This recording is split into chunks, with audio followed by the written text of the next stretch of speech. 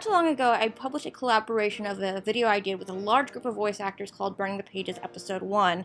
It was one of few projects I actually felt proud of myself. I mean, I felt pride whenever I'd make a video in the past, but it was more of a sense that I was crossing something off my to-do list rather than a feeling of, wow, I did that. I think it's because when it comes to my videos, it's always been me, myself, and I, but this project actually involved other people, and it felt awesome to work with them. I had worked on the first episode of Burning the Pages for about a year, and within that time frame, I learned a lot, both from a voice actor's perspective and as a director. And this little memoir should show the different experiences that I've had. I've also included some other collaboration stories from other projects I've worked on just to show how much I've grown as a creator and to possibly help other creators who may be going through similar experiences.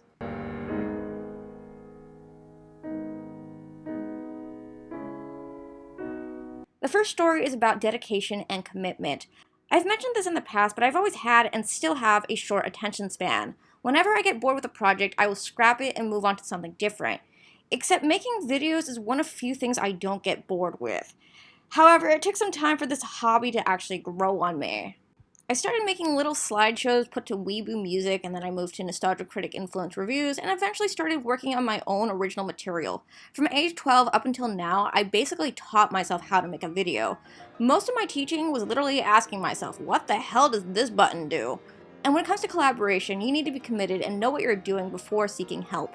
Back in 2010, I wanted to make my own abridged series of one of my fandoms, the Winx Club. I was heavily influenced by Little Karibo, Megami33, and Masako X, and thought I could do something similar. Except looking back at that project, I'm glad that ship sank before episode 1 ever saw the light of day. Around this time, I was still making slideshows. I had no idea how to put footage into iMovie, and I think this is the reason why most of my voice actors didn't send in their lines. They looked at my YouTube page, realized that I didn't have too much experience in the field, and decided maybe this wasn't the project for them. And maybe they didn't want to hurt my feelings, which is why I never heard back from these people. Experiences like the defunct Winx Club bridge just kept happening to me for the next few years, even after I figured out the basics to editing. I'd ask for collaborators, and only one person would make the effort to actually submit something to me. And I think the problem with these projects was I was more of a doormat than I was a director. I didn't have penalties if someone missed a deadline. I would just wait until someone decided to submit something. There would be some cases where I'd cast someone out of a project, but most of my videos between 2012 to 2013 were delayed because one or more people just didn't want to send in their piece.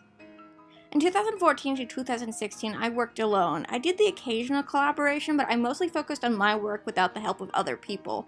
The videos weren't great in terms of quality writing and certainly not editing, but looking back at these videos, I can definitely tell that I was passionate about my work. From 2017 to 2018, I wanted to exclusively focus on editing so I had more of an audience. And in 2018, that's when I decided I wanted to go back to collaborating with people.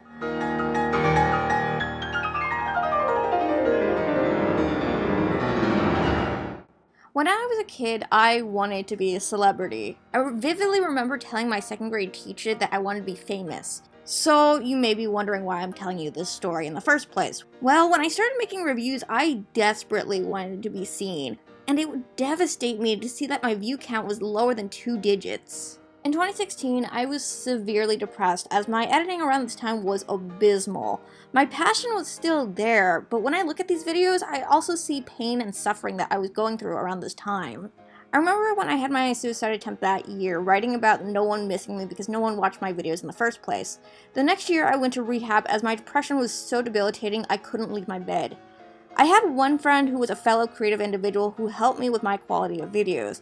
He told me that I shouldn't try to be famous, and that modesty was a virtue.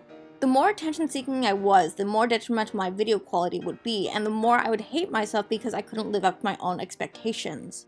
But the more time I spent while editing, I started to realize that my friend was right.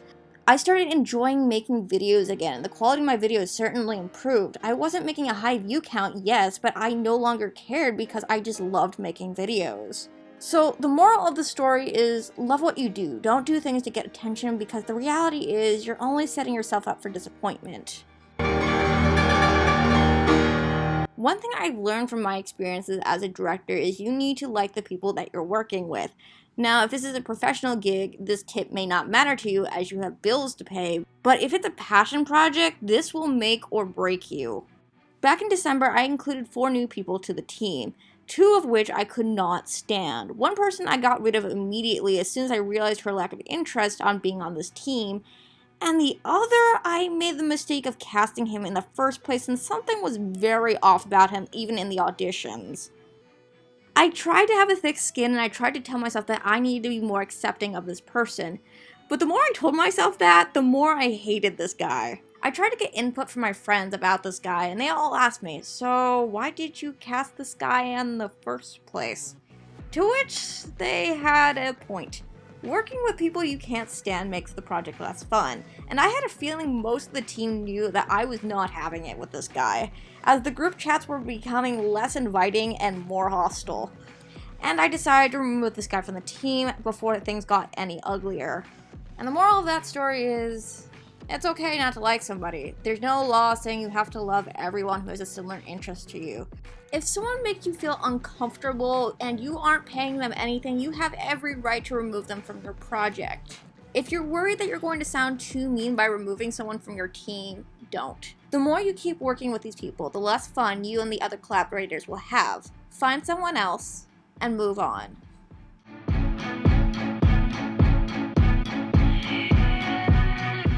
I started posting my casting calls on a few Facebook forums for voice actors. And these forums have all sorts of people. Experience, inexperience, accents, no accents. But I noticed a few novice voice actors have certain attitudes that they may not realize is actually detrimental to their talent. I like to call these attitudes the overseller and the defeatist. The overseller is someone who claims that they can do a ton of voices, but the reality is they can do the same voices just in different pitches. I stumbled across one person's post asking if he can be in someone's passion project, so I asked him, what voices can you do? And his response was literally anything, which should never be your answer because you need to think realistically here. The term anything is very vague. A proper response to what kind of voices can you do takes time to really answer. It may take you a couple days because you need to ask yourself, what kind of accents or impressions can I do? Is it possible I can play male and female roles, or should I only focus on one gender? You don't need a professional demo reel to answer this question, but it may help you to put an audio file of all the voices you can do in one place. I like to call this an amateur voice reel. For example, the voice acting experience I have is minimal. I was in a few of my friends' videos back when I was doing Chibi Fangirl reviews, and I helped a YouTuber play a character in a creepypasta reading, but I knew I can do other voices. I basically wrote down all the accents and voices I could do in one document, i.e. Dr. Phil, Anime Teen Girl, Posh English Rose, and give them all wacky dialogue. This way, if I were to participate in someone else's project, I can show them what I'm capable of doing rather than saying, I can do anything. The defeatist is the opposite of the overseller. This person will publicly announce how awful they are at voice acting and how they will never get casted for anything. Well, maybe that's because they're the ones who's claiming that they're so awful. With show business, whether it be a passion project or professional, you need confidence. Directors are going to see that defeatist attitude and will immediately reject you. The defeatist may also have issues taking criticism, which also may play into the fact that they're not casted for roles. With performing, you need a thick skin and roll with the punches. There's also another voice acting personality I see when it comes to casual projects, but this personality isn't seen until after they're casted, and this personality is called the minimalist. The minimalists will send in their lines, but there's one major problem. They only send one take per line, and this is a big no-no in acting of any kind. Nothing is perfect, so it's important that you send in multiple takes of the same line. By having multiple takes, you're giving the director more variety to work with. By only submitting one take, you come off as uncommitted and lazy. Now, this is not to say that all novice voice actors have these sorts of personalities. These are just some bad experiences I've had in the past, but this shouldn't get in the way when you're looking for talent. So if you're a novice creator, I've created a little checklist you should have when you're casting people in your project. First, find someone who's able to play multiple roles in your project just because of the financial factor. You need people with versatility. Second, find someone who's organized when it comes to time management. You may not know this until a person sends in their audition. Third, I recommend doing a subtle background check on people. It doesn't need to be intensive, but look at their social media page and analyze how they interact with people. Do they seem like they have decent enough social skills? And lastly, and more importantly, try not to be too strict when it comes to casting. Again, this is because a lot of voice actors won't work for free. Now, if a voice is god-awful, feel free to reject them, but don't be too picky either. Also, certain voices are extremely hard to find, as I've learned from past casting calls. I suggest the way around this is to use vague keywords in order to describe the character, and don't be too specific. Try to describe the age, personality, or tone instead.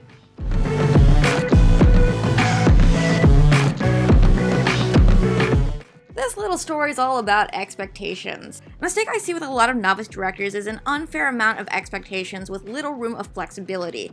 This is fine if you're working with professionals, but if you're doing an unpaid passion project, your expectations need to be reasonable. I openly ask my voice acting team how I can improve as a director. I ask them for feedback and how they would like things done, and are they comfortable with the expectations I've previously established. Now, if you aren't sure what a reasonable expectation is, ask yourself, if you were a voice actor and a director gave you these expectations, are you able to fulfill these requests? If the answer is no, then you have some rethinking to do.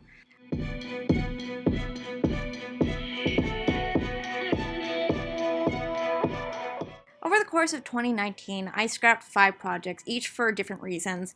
It's not something I like doing, as I love making videos, but I hate letting myself and other collaborators down.